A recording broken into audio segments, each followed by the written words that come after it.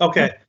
Yeah. Hi, everyone. We're back again this week with Liz Casteel. She's the founder of Nikeo Counseling, and we did a session with her a couple of weeks ago, providing some helpful tips on how we can walk through this pandemic with character and with confidence, and how we can trust God in the process. And so we're thrilled to have her back again today to address some other issues that I think are relevant to all of us as we walk through this. So, Liz, I want to say thank you for joining us again. You bet. It's good to be here, Henry. Good. Well, I'll jump right in with the questions if I can.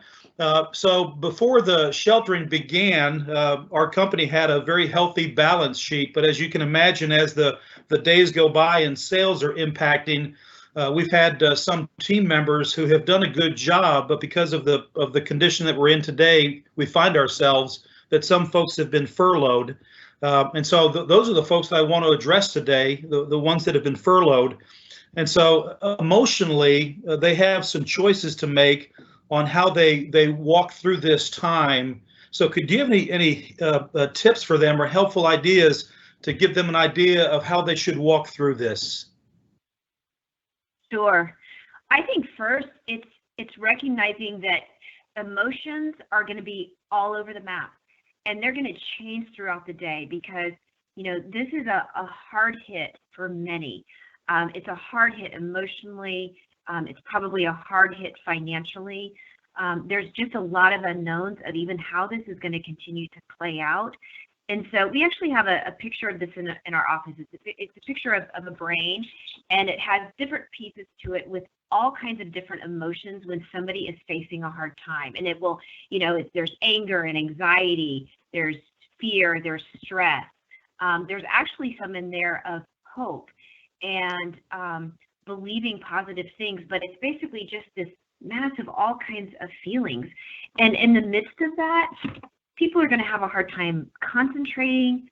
Don't be surprised if these folks are feeling more irritable, again, sad, might even feel numb at times, just want to check out.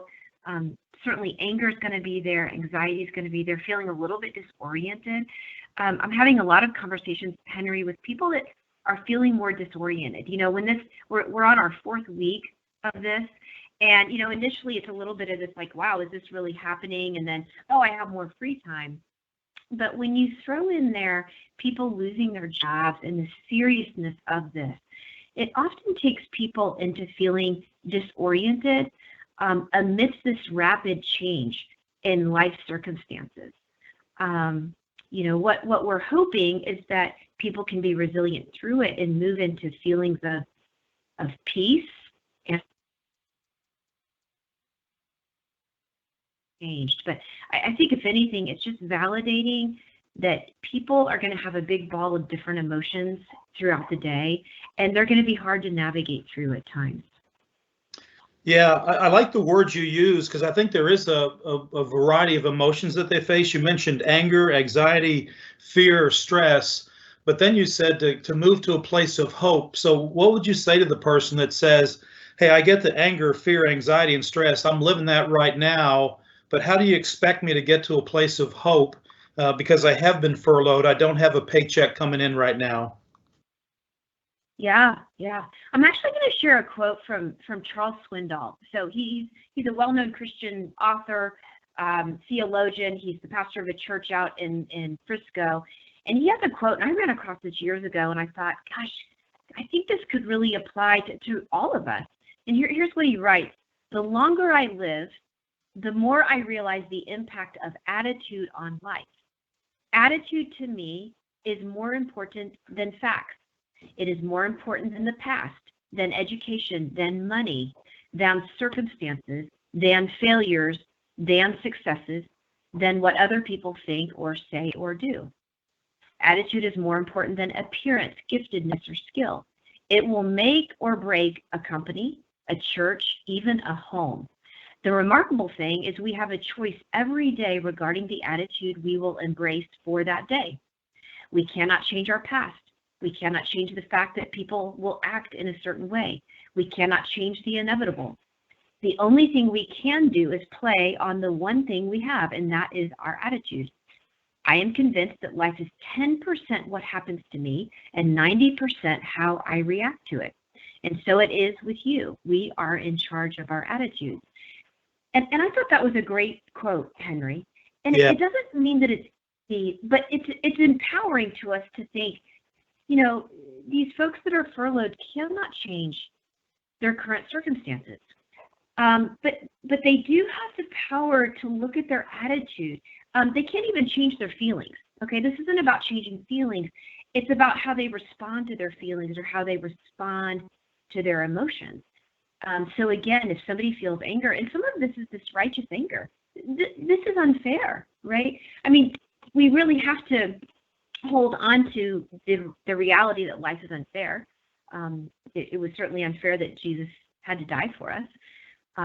Being laid off is unfair. It doesn't mean that it's wrong. It wasn't, it wasn't unavoidable. But I think it's recognizing that, hey, I can choose my attitude in the morning, as difficult as it might be, and moving into that. Yeah, I think I love that Swindell quote too. I've used that a gazillion times.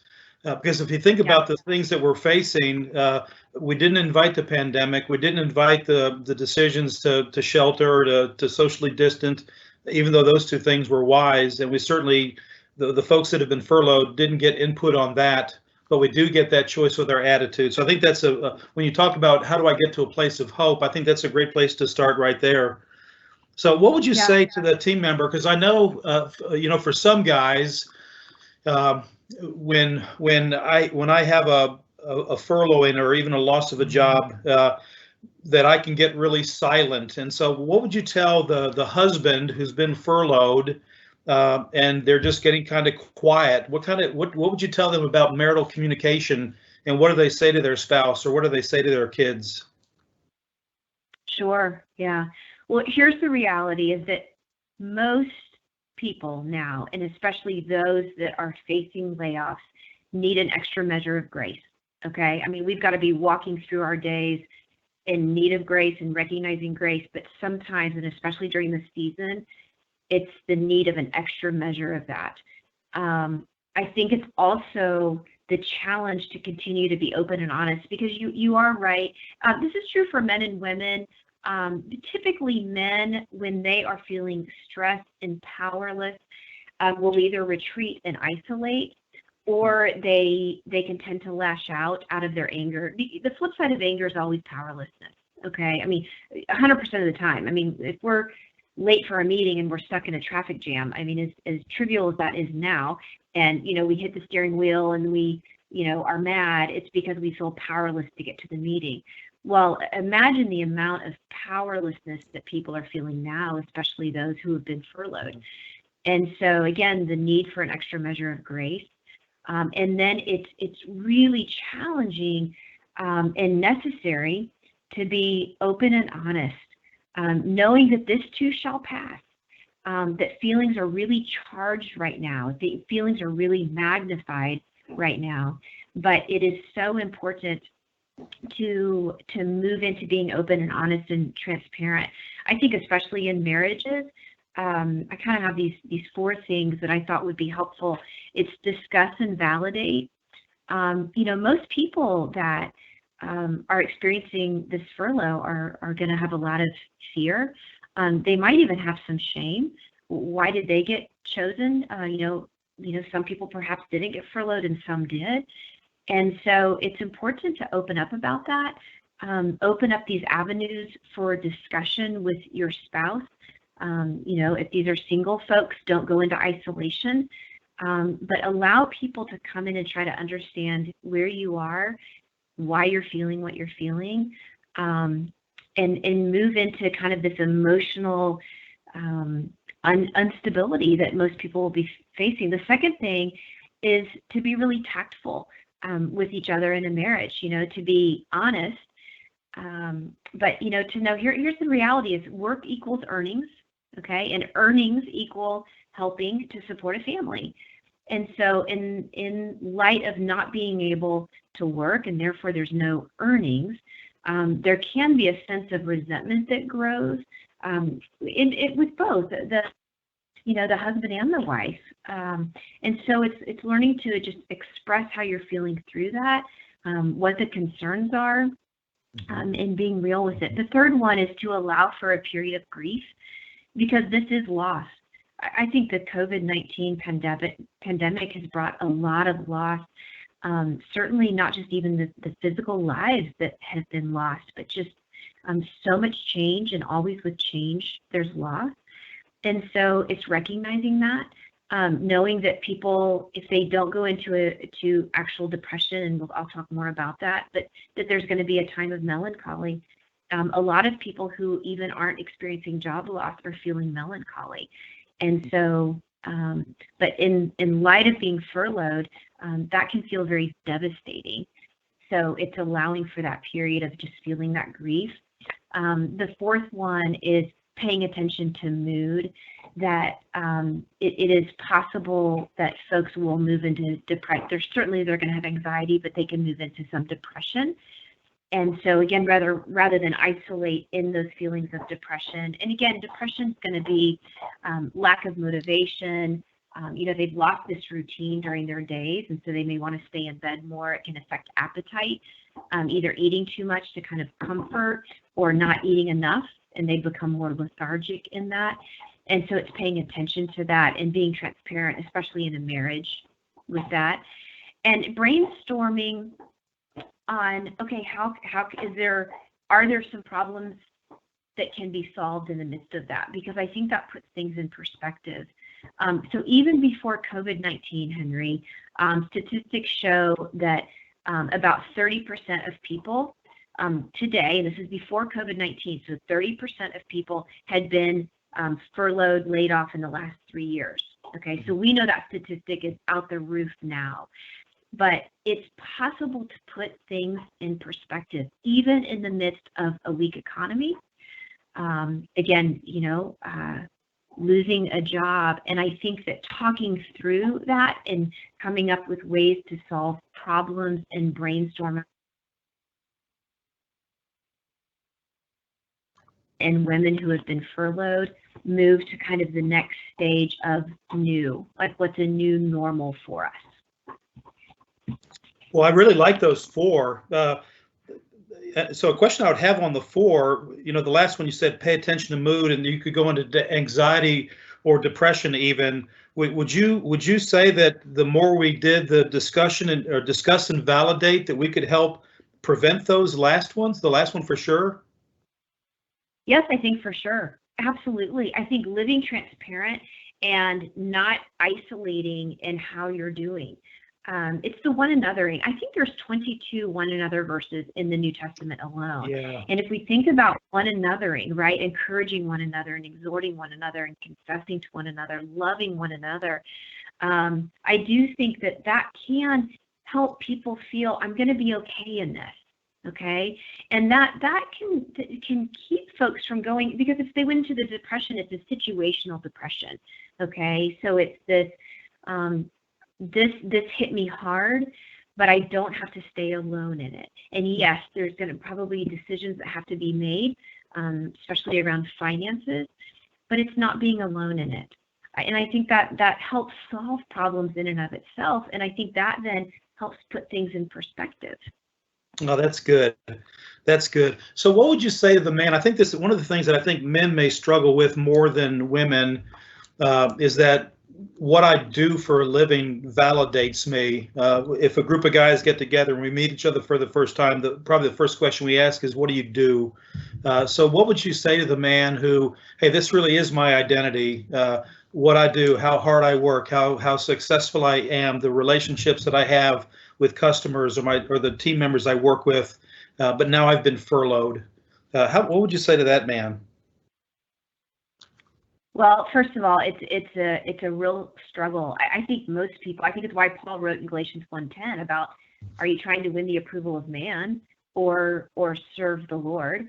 And so I do think men, and certainly women do too, but men are typically the traditional role, and I'm not saying it's the right role, I would just say it's the traditional role, is, men are the providers, and typically the financial providers, and there can be a lot of significance that comes from that. So it's going to push into some pride issues, Henry. Again, pride oftentimes is what motivates us. It's where we can sometimes get our confidence from. And we don't want it to be that, right? We want really, if our identity is in Christ, that being laid off doesn't necessarily make us question our significance. It can definitely bring up the fears of, gosh, how are our needs going to get met? But you're into, I think this is a fantastic opportunity to lean into, where does someone's significance really come from? And it may be that there needs to be a shift in that, which really is why I think Paul wrote Galatians 1:10. I think it's 1:10 about winning the approval of people. And because it can honestly be a real hard hit on just a man's emotional life, and especially when it's going to challenge how they can provide for family and children now. Yeah, so is that possible then, that this could be a time of soul searching for the person that's been furloughed, to say, hey, what is it that I think that validates me? Is it my job? And I want to do my work with excellence. I want to deliver great value, but maybe this would be a time for me to do some soul searching about, hey, is this the thing that validates me, and is that the right thing? And as Paul says, it shouldn't be. So Yeah. maybe that's a learning for some. Yeah, Henry, that's been a little bit of my tagline over the last month is, for my good and for his glory.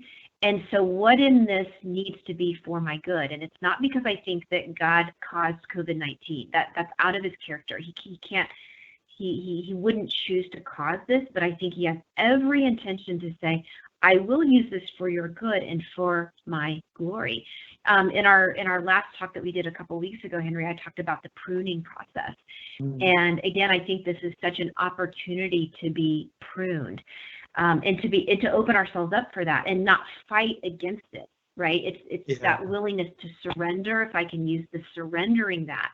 It's surrendering the fact that maybe somebody's significance has come from their work, has come from getting accolades from colleagues, getting accolades from, people that they're selling to, that has created a significance coming from being a doer, okay, rather than just the being part of life, right?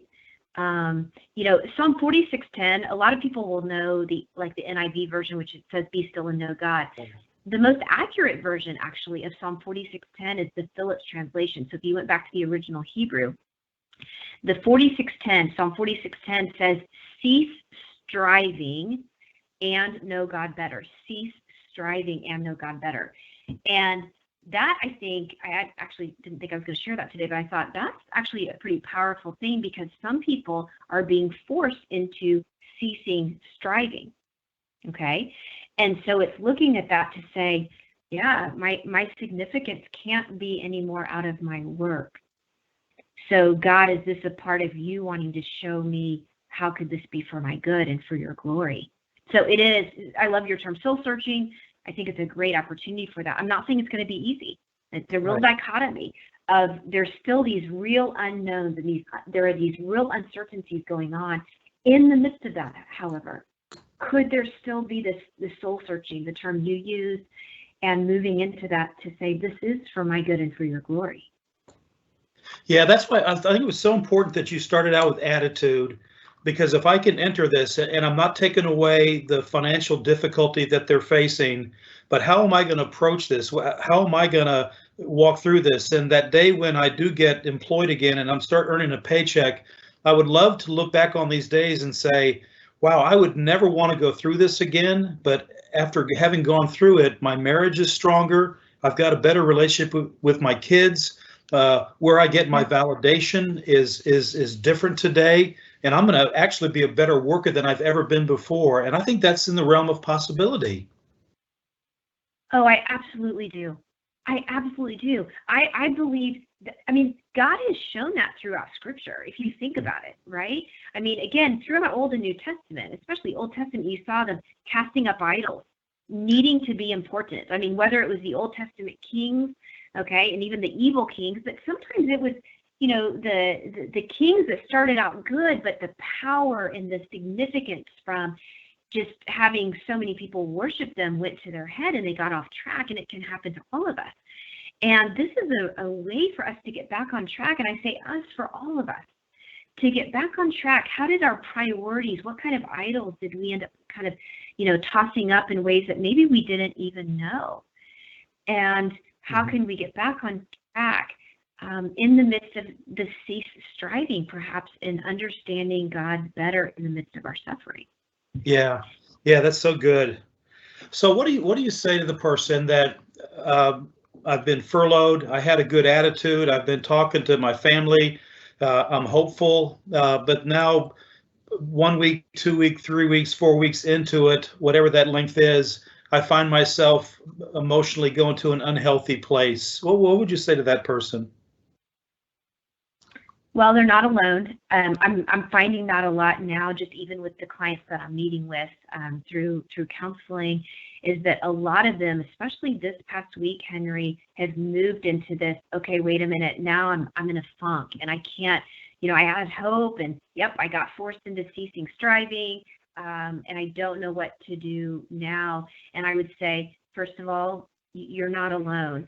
It is, how are we all going to pace ourselves through this when there are some unknowns? And again, I do think we're kind of over the curve. We don't know where this is going now, but it is the pacing ourselves, continuing to look for things every day. I think it's important to come up with a routine during the day that's helpful, that can kind of feed us emotionally and spiritually, and just recognizing that, hey, I think even throughout the day, people can go up and down. That's what I'm hearing a lot, is they might wake up and maybe had some anxiety overnight, just had an anxious dream maybe, and so they wake up highly anxious about, finances, what's next. And then maybe they get up, they get out of bed, they do something that's self-care, they go for a run, they read something, and okay, all of a sudden they're doing a little bit better again. So some of that is going to be practicing some discipline about getting out of the little holes when they come their way throughout the day or throughout the week. Yeah, that's good. And part of the challenge we have is that we're human, and there's just something about humans that we like control. And today, maybe my life doesn't feel like I've got any control. I'm dealing with a pandemic. I got to have a mask on when I go shopping. I'm actually told not to go shopping, and now I've been furloughed. And so, how can this desire that we have for control actually make our situation worse? So everybody's control, okay? Men and women both struggle with control. It can look very different depending on, how they try to get back into again. And so that's the looking at it head on and recognizing that the reality is we have control over nothing. It kind of goes back to, okay, really our attitudes, how we want to think through things, but externally we have very little control. And I think it's admitting that we're powerless to try to get control. And it doesn't mean that we live an irresponsible life, but it is saying, how can I release? It's going to go back to that word surrender. Am I willing to get to this place of surrendering all that God may want to take from me anyway? I think I had said a quote a couple of weeks ago, Corrie ten Boom. It's from her book, The Hiding Place, and she writes, "I hold on to everything loosely because when God pries open my fingers, it hurts." So here's the reality, is that there is, research shows that people that are typically more type A will struggle with more control. Not that everybody doesn't struggle with it, right. But I think, again, it's going to come to being aware of yourself. Yeah. In fact, I think the Hiding Place is probably a good resource to read, just to hear about somebody who went through something really, really difficult, and yet came through it and did incredible work after she was released, even in the midst of much loss that she faced. So I appreciate you going back to her for both of our sessions. Yeah, so that's really good. I wrote a devotional this past week about Joshua, and it was interesting to me in the first 9 verses of chapter 1, 3 times he says to be strong and courageous. And I thought that's fascinating that 3 times he repeats himself, not once, but again, a second time. So 3 times we hear to be strong and courageous. And I think God knows that we're afraid. And so we can try to be the tough guy. Hey, I can make it through this. And yet the reality is fear is part of who we are sometimes. So if you are being furloughed, what does strong and courageous look like? Well, I think it's actually, again, it's this dichotomy, Henry, that I think it is as normal as the day is long to be strong and courageous while having some fears and anxiety. I don't think they're mutually exclusive. And again, we don't have a real detailed snapshot. Like I'll use the example of Shadrach, Meshach, and Abednego. Okay, I think it's Daniel chapter 3. They're in the fiery furnace. They were also strong and courageous. They are the ones that quoted and said, even if, okay, God is still good. Like even if we are to get burned up in here, God is still good. But I just can't believe that during times, okay, as that fire is getting closer, that they're at times aren't saying, okay, wait, what's going on here? We've got to prepare. Is this really going to happen? And so I think rather than just, try to be so, I have to be strong and courageous all the time, it's saying, hey, that's my backbone. I'm going to operate out of being strong and courageous, and I'm going to repeat that to myself, but I also know that feelings are going to creep in. The feelings of the unknowns and the fear and the anxiety, it's still going to creep in. But can I shift more consistently into the mindset of even if God is still good? Yeah. Yeah, that's good. That's good. Well, what about the team member that says I'm doing well. I'm discussing, I'm validating, I'm being tactful. I'm allowing for a period of grief. I'm paying attention to my mood. So I think I'm doing pretty well walking through this. I don't feel like I've got to be in control, but my wife is, or my spouse is struggling in these areas. How can that person be helpful to the spouse that's not doing well? Well, and I think communication is going to be at the center of all this. The open communication. And again, I think that's great. I think people throughout the day or throughout the week are going to ebb and flow into different places. And I'm hearing that a lot in marriages. Like, one day the husband's doing great and feeling really positive and hopeful, and the wife's struggling more. Certainly, again, if there's a family and kids are home, and so the wife's maybe doing more of the home teaching with the kids, and so I think there's going to be this flip-flopping a lot of the times, and communication is everything. It's learning to be patient. And I don't like to just, quip out, versus, being patient and kind and loving and all that. But I would say, I think there's a lot of truth to how can we be patient and loving and kind and being so careful with our words when people spiral in and out of being positive and being negative. And it's going to come back to communication. I mean, most all of the issues when things are difficult always comes back down to communication. And I think it is through communication that we can help people be resilient. It's reminding people of hope that this too shall pass. We don't know all the, and I use this word very intentionally, all the damage that is going to come from this. But it is saying in the midst of that, can we just keep an open line of communication? Yeah, that's good. Yeah, I like that phrase that when we talked on the phone earlier this week, you used that phrase, resilient amidst uncertainty. And that really resonated with me, that the uncertainty, a lot of it, I have no control over that, but in the midst of that, can I be resilient? And that doesn't mean that I'm always strong, that I'm always up, but resilient could be I'm very transparent. I'm communicating when I'm not doing well. I'm allowing people to ask me tough questions about myself. And so I really like that phrase you used. Yeah. Oh, I think resilience is key. I mean, I think if anything, again, to be emotionally and spiritually resilient is key in this. I mean, if we think about just kind of a simple definition of resilience, it's the ability to cope with adversity, and then to use that adversity to challenge you to forge ahead. So it's coping with adversity. So I mean, years ago, Henry, and this is a kind of a trivial example in a way, but I used to coach soccer and to little girls, and I would watch the different personality types that were more resilient. And this is back even when they're 8, 10 years old. And so, like, if the ball gets dribbled around them and the opponent scores, and you have the kid that struggled with resilience, and they might actually just sit down and cry. Yeah. Okay.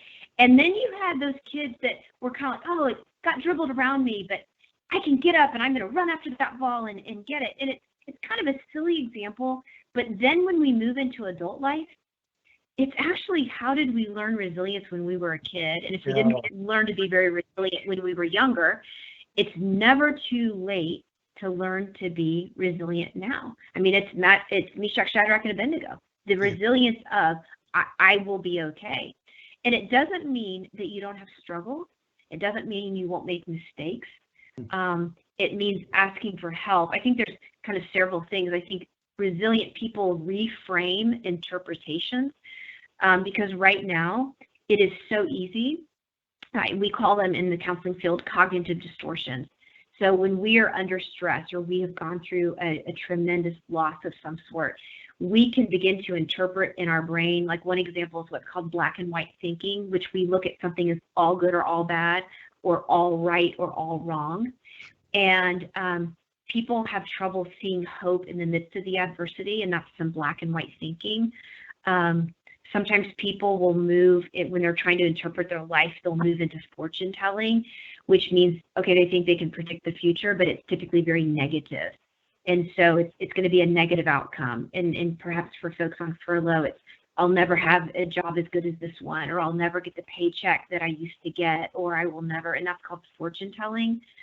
Another one is catastrophic thinking, or I'll use awfulizing, and they will see their current suffering, their current circumstance as the worst possible outcome. They'll assume the worst, and that they'll never be able to kind of move out of that.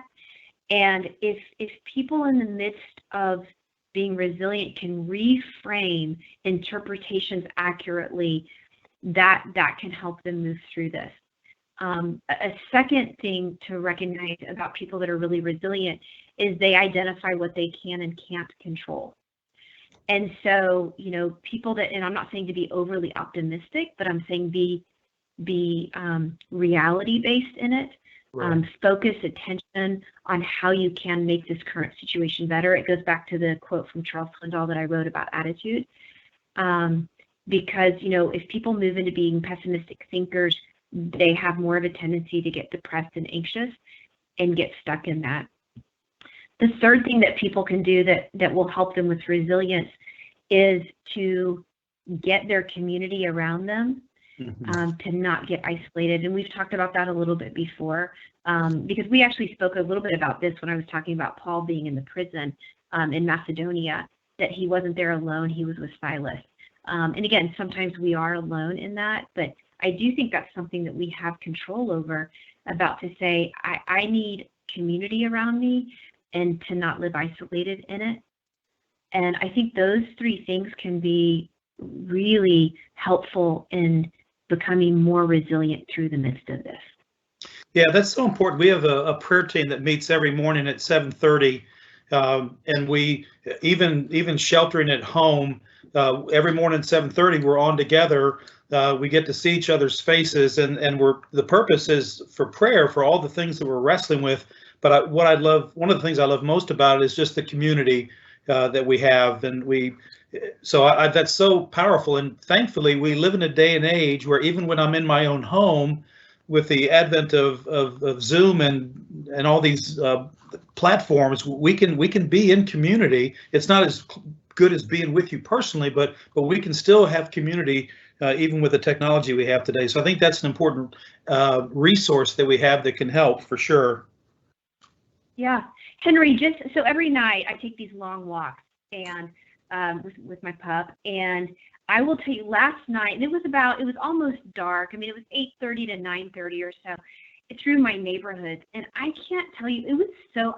I got home. Not only do I think exercise is incredibly helpful right now, but can I tell you that my spirit kept lifting and lifting as I was walking by homes. And again, some people maybe wouldn't feel comfortable with this. All these folks were really definitely obeying to the social distancing. But I mean, house after house had, like those plastic Adirondack chairs in the front yard, sitting, 6, 8, 10 feet away. Okay, a lot of them had, some food or some appetizers. But I kept just hearing voices from yard to yard as people were just sitting there enjoying company. I heard laughter. I heard kids laughing. And I mean, I got home and was like, this is incredible, because that is something that people can control. I mean, it was a beautiful day yesterday. We're having kind of a cold, cloudy day today, but when the days are good and the sun is out and the temperatures are up, it's saying, I don't want to be alone in this. I can go and initiate, hey, can we just sit in our front yard obeying the social distancing rules and not be alone? Because when we are alone, we typically magnify, we catastrophize, we go into the black and white thinking, and that keeps us from being resilient. Yeah, I think the walking is so important. In fact, I've told a few folks that I've met more of my neighbors since I've had to stay in my house than I have in all the years that I've lived here. And so that opportunity is there for us to do that. Well, let me ask you this, Liz. Go ahead. No, I was going to say it is. That is something that we have power over. Yeah, it's pretty cool. And when you hear them laughing, that's got to add to it as well. One of the things I've learned, Liz, that I've been through periods of my life that I would not want to go through again because it was very painful. But then when I got to the other side of it, I recognized that I'd learned some lessons that made that difficult time worth it. Now, I wouldn't want to go through it again, but I'm so thankful for what God taught me, what I learned during that season. And even though we're in the midst of this pandemic still, what are some lessons that you might anticipate that we could learn through this difficult trial we're going through right now? Yeah. Henry, when we are going through suffering, it is really important to look back at our past seasons of suffering and to ask God to remind us of how he showed up there. And sometimes we have to redefine, how we think God should show up in our lives. But again, everybody has been through suffering. I mean, that is a common, unless we're in complete denial about it. But again, if we can all admit that, everybody has been through suffering to some degree. And I think that is one of the important things about looking back on our past and saying, how did God sustain me through that? It's why I love the rich stories of the Old Testament. The New Testament I love too, but I really love the stories of the Old Testament because I consider that to be the best history book ever written. Okay, I don't think they're just, creative stories that somebody made up for good moral lessons. I actually believe that it's history to show, okay, how did people not do well in their suffering? Because there's a lot of those stories. And then who are those that maybe ended up stumbling through their suffering, not doing well? And then they came out and said, I'm in a good place. Again, David's a great example, but there's so many examples of that. And how did God show up in the midst of their suffering? And, if people journal, I think it's important to look back on, did they journal through their suffering and past seasons? And would they be mindful of that? Would they actually slow down and cease striving and look back to say, what can I learn now about how I not just survived through it, but have thrived through it? Yeah. And how did God show up then that I need to open my eyes up to now, how he might show up now? It's really important. The past can speak into that, into our lives, if we will let it. Yeah, I love those two words, survive and thrive, because again, that's a choice I get to make as I go through this. I don't want to say today, hey, when this is over, I just want to survive this. I think we set the bar way too low, but to be able to say, how can I thrive in the midst of this time? And that kind of leads me into the next question.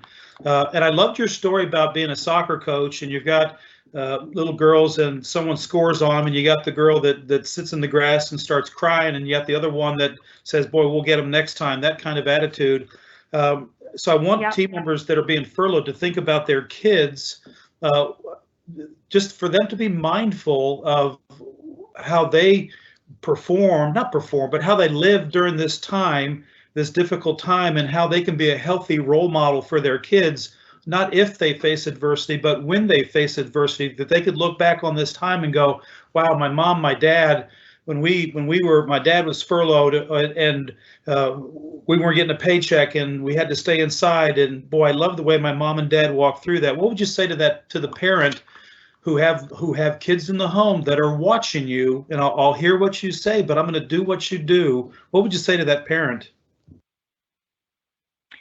Yeah, and I love the question, and it does put this just natural responsibility on parents to lead the way by example. And I realize that they're going to wake up some mornings and go through their day and kind of be like, look, my bucket is empty too. You know, my bucket of confidence, my bucket of hope is empty. But the reality is that there is an added responsibility on parents to be the example. I want to give a story from my parents. So they were medical missionaries in Tanzania for a handful of years. I believe it was 1997 that the two embassies on both sides they lived kind of right at the base of Mount Kilimanjaro. And the embassy in Dar es Salaam and the embassy in Nairobi had been blown up. And this is, again, 20-something years ago. And they were medical missionaries there. And they immediately were getting phone calls of, you need to get to the airport, which was there in Kilimanjaro. We need to get you back to the States immediately. But my dad was there. He was training medical doctors in urology. And so, they didn't immediately go into this fear of, oh my gosh, we've got to get on the plane. We've got to get on the plane. They began actually to get some wisdom around them. What are the other Americans doing? Is it a scramble for the plane? Is their life in danger? What should they do? And so they were talking to some missionaries there that were friends of theirs that, had said, whatever you do, don't just go straight to the airport right now, because I believe it was Osama bin Laden that had orchestrated those bombings. And at the same time, if you can believe this, Henry, that my parents were over there, Osama bin Laden was offering $5,000 for every American that was killed. Okay. Wow. Now that was a lot of money for Tanzanians, because at the time an annual income was $300 a year. So for Osama bin Laden to be offering $5,000 for every American killed. So my parents are facing the incredible unknowns. This, what do we do? What do we do? And again, they decided to stay. They used wisdom. But they said, we think right now we need to stay here and do what God has called us to do. And those, we would hear these stories from our parents. And again, most people will never be in that situation. But it is the example of parents going through unknown suffering. It limited their life too. They had to be very careful about, it was a number of weeks. They had to be careful about where they drove. Who they were around. And I use that as an example of how parents show we will be okay in the midst of this, but we may have to define how we're okay differently than how we've been defining it before. And this is going to come back down to how they engage with God on suffering. So, in Philippians, I think it's 4:19, it says, but my God shall supply all of your need according to his riches in glory by Jesus Christ. And it's like, well, how he is going to supply our needs, provide for us, may look very different than how we thought it was going to look a month and a half ago. And so it comes back down to, can parents rise up and say, even if we have our own uncertainties and that fear and anxiety creeps in, what kind of example can we be to our kids to say, okay, this comes back down to how we're going to define God as our place of refuge, God meeting our needs, And again, it's using discretion with what, especially the younger the kid, you want to use more discretion with what they Right. know. As kids older, I think you need to bring the older kids and the teenagers and certainly college age students into the reality of what's going on. But it's presenting the message of hope that this too shall pass, and we will get through this. Yeah. Hey, just out of curiosity, how many times since 97, 98 have you told that story about your parents? Oh, it comes out for sure. Yeah. Oh, I mean, more than a handful. Yes, Yeah. it's a powerful story. Yeah. And so Yep. I think that's a great takeaway. I knew you would say that, and I think that's a great takeaway for us, because this is the story that our kids are going to be telling for years to come, how we walk through this Yep. time of trial. And so let's not miss that. What I don't want them to say is, boy, they caved. The relationship and the marriage got bad. My parents ended up divorcing. There's all kinds of stories that can be told out of this, but I want a story like the one you just told, where you were thankful. They were thankful for the opportunity they had to serve and were faithful in the midst of that difficulty. And so I think that's very valuable. It is. It is very valuable. They modeled that for me. And if that's not a great example of resilience, okay? Because again, their life was changed for that. And yes, they had fear, and they were strong and courageous, Henry. Okay. Yeah. So, yes, we were talking on the phone. It wasn't like they had feelings and they had concerns about things, and they drove a red 4Runner at the time, this kind of old red 4Runner, and everybody kind of knew. I mean, they lived in a small town at the base of Kilimanjaro. Everybody knew who my parents were. And so it wasn't like, and so it was this, yes, they were strong and courageous, and yes, at times they had the fears around the unknowns and the uncertainties, and they just moved through it. Yeah. And that's the truth. It's not an either or, it's a both and, isn't it? I can be both. It is. Yeah. Yep. Well, a couple more questions, Yep. Liz, before we close down. Every day for the person that cares about hygiene, they bathe, they brush their teeth. Can you think of some things from a spiritual perspective that we can do to be right each day that we're living right now? Yeah. So, certainly I think it's coming up with routines. It's exercise is huge. Obviously, eating well is huge, sleeping well is huge. But if we think spiritually, the spiritual disciplines, most people know those. I mean, it's the memorizing scripture, it can be the journaling, it's the praying, it's maybe even fasting. And those are incredibly important at the time. It's been a number of years, Henry, but somebody introduced me to a term called sacred pathways or spiritual pathways. And you can actually, it's a test that you can take that helps you understand your personality in light of how you connect with God. So spiritual disciplines are kind of across the board. We can read about them and they're defined, and they're not necessarily,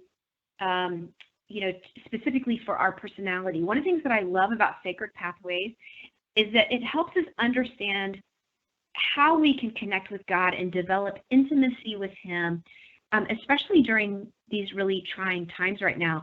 People can go online. If they'll just Google sacred pathways, North Point Church is a large church down in Atlanta, and they have this test on their website, and it will, you can take it. It takes 20 minutes maybe, and it will give you the results. But to give you an example of a sacred pathway, terms that they use, and these are not biblical. You can't open the Bible and like have this term, but I think it's just a good tool alongside spiritual disciplines. And so like a naturalist, and that is somebody that can experience intimacy with God or feels more connected with God when they are in nature, when they are outside. An intellectual, that is somebody that they maybe love to read commentaries. They love to dig into maybe even some controversial passages in Scripture and really dig into the nuts and bolts of their faith. And so that's an intellectual. There may be somebody that is a sensate, and that's through their senses. Believe it or not, and this may sound really hokey or woo-woo, but I really believe it to be true that some people can experience just the intimacy of God with cooking in their kitchen, cooking for their family or trying new recipes. Or it's like even me walking last night. I mean, I think I walked for an hour and a half or so, and I was just breathing in the fresh air and hearing laughter as I was walking by, people's homes. And it drew me back into God is being so good in the midst of things that are so uncertain. Yeah. And so sacred pathways can open us up to experience the intimacy of God in those ways. And I think that could be a great tool for people right now to lean into and, to do things that they have wanted to do and they have the time to do now. It's the Phillips translation of 46:10, cease striving, but know God better. And how can, in the midst of both of those, move into practicing kind of the spiritual hygiene using your term? Yeah, that's really good. Liz, last question I had, and you've touched on a lot of this already, but for those folks that are furloughed, they've got more time during the week than they had before, and not taken away from the fact that they're not getting paid right now for work, but they've got more time than they've ever had before. And so you mentioned a lot of things that they could be doing. Is there anything else that you would add to them, or what are some questions they could ask themselves about how they use this time where it's profitable for them and not just killing time until this is over? Because I think we could do that too. You can get on YouTube or get on your TV and just spend the entire day doing that. That's a way to do it. I'm not sure that's the wisest way to do it. So what would you say to that person who's maybe looking, hey, what do I do with this time that I have now? Yeah, it's this, and people have probably heard this some already, but I mean, I think it's taking up trying new things, new interests, new hobbies. I think I said it a couple weeks ago with online classes and things like that. But I think a lot of it, especially, again, whether you're married or single and you're listening to this, I think that people can cultivate relationships in the midst of this. Yeah. And I think that can be really important to do. One of the things that I tell folks to do, and I did make a list, but read about other people's journeys through suffering. And it's not to compare. It's not that I want people to even invalidate themselves and be like, well, man, compared to Corrie ten Boom, who was, in a prison camp, I mean, this isn't that bad. I'm not wanting people to invalidate themselves. Right. I'm wanting people to read about the resiliency of others through suffering. Because when we can read about kind of the saints that have gone before us, and whether that's through the Old Testament, you want to read about suffering, Henry Nouwen, he wrote a fantastic book called Suffering and Joy. Mm-hmm. Tim Keller has written my favorite book on suffering. It's a heavy read, but it's Walking with God Through Pain and Suffering. We mentioned The Hiding Place by Corrie ten Boom. Another favorite of mine is called Suffer Strong, How to Survive Anything by Redefining Everything. That's by a couple called Catherine and Jay Wolfe. I recommend that couples read together because, again, for married couples going through this, I think to read a book together about resiliency can be just one of the life-saving things in a marriage that maybe some marriages were already stressed before COVID-19, and now this is kind of maybe feeling like the final breaking point. It's why I really love the book Suffer Strong by the Wolfe couple. But in the midst of all that too, because those are all serious reads, it is equally as important to do things that are fun, watch funny movies, read humorous things, stay away from doom and gloom. Be really careful. I said this last time about how much news you're watching and how many statistics you're reading around this. So it's both and, right? A lot of this is so much of the dichotomy, living in the gray of this. Yeah, that's so good. Yeah. Liz, boy, thank you so much for the time you spent with us again. This was so valuable. And so I would tell the team members out there watching this, these don't have to be YouTube videos that you just watch once. If you need to revisit this one or the one that Liz did for us before, please have access to the videos. But I'll also tell you this, for those folks that have been furloughed, we're going to be providing counseling as well It'll be virtual counseling, but if you reach out to me, then I will help you find a counselor for you or your spouse, and it's something that Interstate will pay for 100%, to not be an added financial burden to you. So if you feel like, boy, the videos were valuable, but I would like to meet with a counselor one-on-one to help me walk through this, because I've got some questions I would like to interact with a counselor, then please reach out to me, and we would love to do whatever we can do to help this be a time where you can not just survive, but where you can thrive. So Liz, again, thank you so much for your time with us today. We love the relationship with you. Misty and I both are so appreciative of your wisdom and your servant's heart and how you've blessed us again. So appreciate the time. You're welcome, Henry. Thanks for having me on during this time. I appreciate it. You betcha.